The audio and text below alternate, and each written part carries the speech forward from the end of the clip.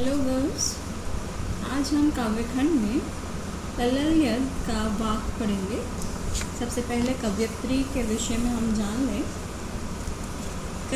कश्मीरी भाषा की लोकप्रिय संत कवयित्री ललित का जन्म सन 1320 के लगभग कश्मीर स्थित पामपोर के सिमपुरा गांव में हुआ था। उनके जीवन के बारे में प्रामाणिक जानकारी नहीं मिलती। ललित को लल्लेश्वरी, लल योगेश्वरी, ललारिफा आदि नामों से भी जाना जाता है। उनका देहांत सन 1391 के आसपास माना जाता है। ललित की काव्य शैली को वाक कहते हैं। जैसे अभी आपने पीछे पढ़ा था साखियों में, जो कबीरदास की थी वो साखी दोहा में थी, तो वैसे ही इनकी जो कविता लेखन की जो शैली है वो वाक है। जिस तरह हिंदी में कबीर के दोहे, मीरा के पर्व, तुलसी की चौपाई और रसखान के सवैये प्रसिद्ध हैं, उसी तरह ललित के वाक प्रसिद्ध हैं। अपने वाकों के जरिए उन्होंने जाति और धर्म की संकीर्णता, यानी जो निम्न मानसिकता होती है, हीन भावना होती है, से ऊपर उठकर भक्ति के ऐसे रास्ते पर चलने पर जोर दिया जिसका पड़ाव जीवन से हो। उन्होंने धार्मिक आडंबरों का विरोध किया और प्रेम को सबसे बड़ा मूल्य बताया। जैसे कि कबीरदास जी ने भी धार्मिक आडंबरों का विरोध किया था, उसी तरह ये भी दार्शनिक विचारधारा पर ही इनकी कविताएं हैं।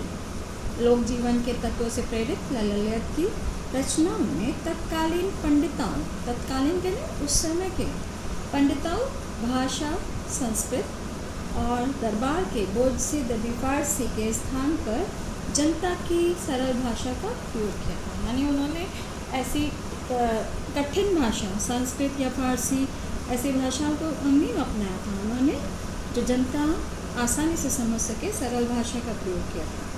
यही कारण है कि ललित की रचनाएं सैकड़ों सालों से कश्मीरी जनता की स्मृति और वाणी में आज भी जीवित है। वे आधुनिक कश्मीरी भाषा का प्रमुख स्तंभ मानी जाती है। स्तंभ कैसे? पिलर। आज हम वाक्य के विषय में पढ़ेंगे। प्रस्तुत जो पहला वाक्य है, इसमें ललित ने ईश्वर प्राप्ति के लिए किए जाने वाले अपने प्रयासों की व्यर्थ की चर्चा की है। यानी जो हम ईश्वर को प्राप्त करने के लिए जो कार्य करते हैं वो व्यर्थ होते हैं, क्योंकि हम में क्या होती है, कहीं ना कहीं एक अहम भावना होती है। तो यहाँ पर कवयित्री कह रही हैं, रस्सी कच्चे धागे की खींच रही मैं नाव, जाने कब सुन मेरी पुकार, करे देव भव सागर पार। यानी कवयित्री कह रही हैं, जो जीवन की नाव है, जीवन रूपी नाव को वो कच्चे धागे से, जो रस्सी है वो कच्चे धागे, अर्थात जो हम कार्य कर रहे हैं वो हमारे क्या हैं, कच्चे हैं। यानी हम उन सब में निपुण नहीं हैं, हम उसी से अपनी जीवन रूपी नाव को खे रहे हैं। जाने कब सुन मेरी पुकार, करें देव भव सागर पार। कवयित्री कह रही हैं कि जो मैं ये प्रयास कर रही हूँ ईश्वर को प्राप्त करने के, जो मैं अपने जीवन में कार्य कर रही हूँ, तो उन कार्यों के आधार पर पता नहीं ईश्वर मुझे भव रूपी सागर से कब पार करेंगे। देव माने ईश्वर मुझे कब भव रूपी सागर से पार करेंगे। यहाँ भव रूपी सागर में रूपक अलंकार है। वो कह रही हैं, पानी टपके कच्चे सकोरे, व्यर्थ प्रयास हो रहे मेरे, जी में उठती रह भूख, घर जाने की चाह है गहरे। अब जो प्रयास कर रही हैं वो क्या है, जैसे कुम्हार क्या करता है, मिट्टी के बर्तन बनाता है और उसको पका के उसको कार्य में लाने योग्य बना देता है। लेकिन जब वो कच्चा शकोरा होता है, यानी कच्चा मिट्टी का बर्तन होता है, तब हम उसमें पानी डालते हैं तो पानी क्या होता है, नीचे टपक जाता है, उसमें नहीं ठहर पाता।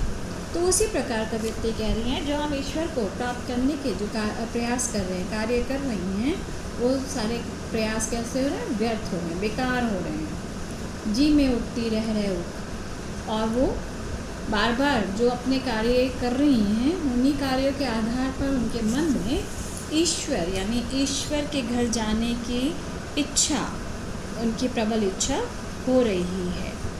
यानी जैसे आपने देखा होगा घर में जो लोग होते हैं, बड़े बुजुर्ग होते हैं, पूजा पाठ करते हैं, ईश्वर की आराधना करते हैं, अपने सब काम करते हैं, वो सिर्फ इसीलिए कि जो हमारे जीवन है वो सुधर हो जाए। ये जो हमारा व्यवहार है, जो वही हमारे ईश्वर के दरबार में इन सब का ही क्या होगा, लेखा जोखा होगा। तो कवयित्री कह रही हैं कि हम जो जीवन में प्रयास करते हैं वो सारे ईश्वर को प्राप्त करने के वो प्रयास क्या हो रहे हैं, व्यर्थ हो रहे हैं। और ऐसा कोई भी रास्ता नहीं है कि जिससे मुझे पता लगे कि मैं ईश्वर के घर जाना चाहती हूँ और उस राह पर चलकर मैं ईश्वर को प्राप्त कर सकूँ। रह रहे यहाँ पर पुनरुक्ति प्रकाश है, यानी एक ही वर्ण दो बार आए तो ठीक है। भाषा सरल भाषा है। दूसरा देखते हैं, खा खा कुछ पाएगा नहीं, ना खाकर बनेगा अहंकारी, सम खा तभी होगा भाव संभावी, खुलेगी सांकल बंद द्वार की। तो यहाँ पर प्रस्तुत वाक्य में बाह्य आडंबरों का विरोध करते हुए कहा गया है कि अंतःकरण से संभावी होने पर ही मनुष्य की चेतना व्यापक हो जाती है। संभावी कहते हैं समान अवस्था। आप क्या करते हैं, दिखावे के लिए तो हम बहुत बढ़ चढ़ कर कार्य करते हैं, लेकिन उन सब कार्यों को करने से क्या हो जाते हैं, हम अहंकारी हो जाते हैं। ठीक है, तो यहीं पर अपना मन शुद्ध करने के लिए कवित्री कह रही है, खा खा कर कुछ पाएगा नहीं, यानी व्यर्थ दिन भर हम खाते रहें और ईश्वर के हमारे जीवन में कोई भी जगह नहीं है, तो ऐसे भी हमें ईश्वर प्राप्त नहीं हो सकते। ना खाकर बनेगा है का, और यदि हम सोचते हैं हमने आज उपवास रखा है, हमने कुछ नहीं खाया है, हमने ईश्वर की तपस्या की है, तो ये ऐसे कार्य करके हमारे मन में किसकी भावना आ जाती है, अहंकार की भावना आ जाती है। तो कवित्री कह रही है समखा तभी होगा संभावी, यानी हमें ना तो अत्यधिक खाना चाहिए और ना ही बिल्कुल खाना चाहिए, तो हमें मध्यम मार्ग अपनाना चाहिए, यानी बराबर खाना भी है और भूखे भी नहीं रहना है। तो जब हम ऐसा करेंगे तो हमें संभाव समानता की भावना आ जाएगी, खुलेगी सांकल बंद द्वार की, तभी हमारे ईश्वर को प्राप्त करने की जो एक मुश्किल है वो दूर हो जाएगी और तब हम ईश्वर को प्राप्त कर सकते हैं। क्योंकि हर किसी व्यक्ति के मन में अंतःकरण में किसका वास है, ईश्वर का वास, लेकिन हम अज्ञानी हैं, हम उनको नहीं जानते, हम अहंकार के वशीभूत बड़े बड़े कार्य कर बैठते हैं। यहाँ पर सांकल बंद द्वार की में आपका रूपक अलंकार है, भाषा सरल है और कवियत्री कौन है, ललल्या, और कविता का नाम है वाक। अब तीसरे वाक में कवियत्री कह रही हैं, आई सीधी राह से गई न सीधी राह, सुषुम सेतु पर खड़ी थी बीत गया दिन आहा, जेब टटोली कोड़ी न पाई, मांझी को दू क्या उतरा। अब यहाँ पर भाई हम इस जीवन में इस संसार में आते हैं तो ना छल होता है ना कपट होता है, सीधे हम आ जाते हैं, लेकिन इसमें रहकर हमारे में जो गलत धारणा है, जो ईर्ष्या द्वेष है, जो अवगुण है, वो सारे हम में आ जाते हैं। तो और अपने आप को हम सबसे अलग मानते हैं, सबसे हम कहते हैं हम में वो सारी गुड क्वालिटीज़ हैं, हमारे में ही वो सर्वगुण संपन्न है। तो ऐसे करने से हम अपने कार्य को दूसरे के कार्यों से भिन्न मानते हैं। तो यहाँ पर कवियत्री कहती है, गई न सीधी राह, लेकिन मैं जब मेरा अंत समय आया तो मैं उस सीधी राह को नहीं पकड़ा। सुषुम सेतु पर खड़ी थी। सुषुम सेतु यहाँ पर ये नाड़ी होती है हमारे शरीर में, उनमें से एक सुषुम्ना नाड़ी है ये। तो सुषुम्ना नाड़ी रूपी सेतु यानी पुल पर मैं खड़ी थी, यानी मैं अहंकार के वशीभूत तपस्या साधना कर रही थी, लेकिन उस साधना को करते करते बीत गया दिन, मेरे जीवन का जो समय था, बहुमूल्य समय था, वो क्या हो गया, व्यर्थ ही बीत गया। जेब टटोली कोड़ी न पाई, माझी को दू क्या उतराई। यानी जब मेरा अंतिम समय हुआ और मैंने अपने आप का परीक्षण किया तो मेरी जेब में एक भी पैसा नहीं था। यहाँ कोड़ी किसके लिए प्रयुक्त हुआ है, पैसे के लिए।